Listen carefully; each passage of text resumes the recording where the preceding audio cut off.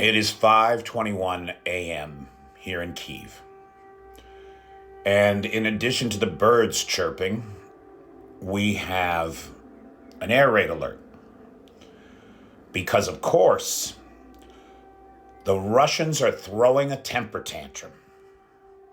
Yesterday, we saw planes fall from the sky, oil depots in flames, an incursion on Russian soil by the Freedom of Russia Legion and the Volunteer Corps and the Siberian Battalion.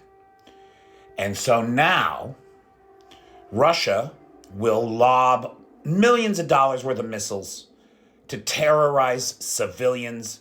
Grandmothers in their beds will be unalived this morning.